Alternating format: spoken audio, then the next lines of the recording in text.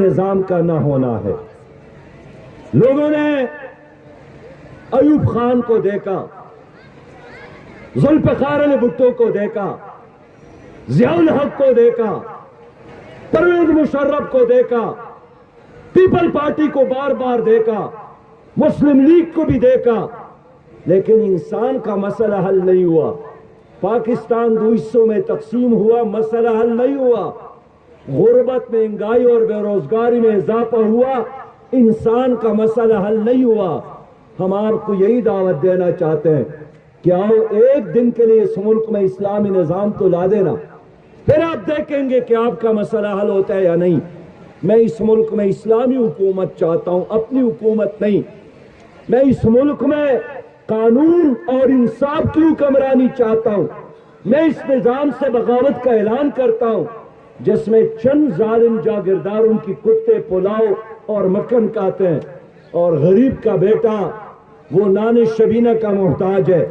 لوگ گردے فروخت کرتے ہیں، لوگ بچوں کو میلوں میں فروخت کرنے پر مجبور ہے۔ غریب کا بیٹا گندگی کے ڈھیر میں رزق تلاش کرنے پر مجبور ہے۔ میں وہ نظام چاہتا ہوں جو رحمت العالمین کا نظام ہے۔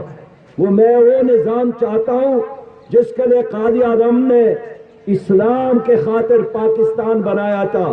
اس لیے میرے پیارے بھائیوں، یہ جو سیاسی لیڈر ہے یہ خود حکومت میں آنا چاہتے ہیں، یہ خود وسائل جمع کرنا چاہتے ہیں، تمہارے کندھوں پر سوار ہو کر اپنی خدائی قائم کرنا چاہتے ہیں۔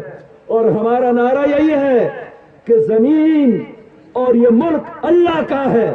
اللہ کی زمین میں اللہ کے بندوں پر اللہ کا نظام چاہیے، لا الہ الا اللہ کا نظام چاہیے۔ میں اس لیے امید کرتا ہوں کہ آئندہ مقابلہ اس ملک میں غلامان مصطفیٰ اور غلامان امریکہ کے درمیان ہوگا۔ مجھ سے لوگ پوچھتے ہیں کہ یہ غلامان امریکہ کون ہے؟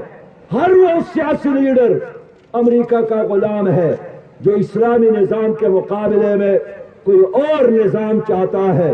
اس لیے ووٹ غریب کی طاقت ہے، ووٹ تمہاری تقدیر ہے، ووٹ تمہارا مستقبل ہے، ووٹ تمہاری گواہی ہے، ووٹ تمہارا اسلحہ ہے۔ اس ووٹ کی طاقت سے ظلم اور جبر کے استعدام کو پاش پاش کرنے کا وقت آیا ہے۔ میرے پیارے بھائیوں، دغه بنیاد باندې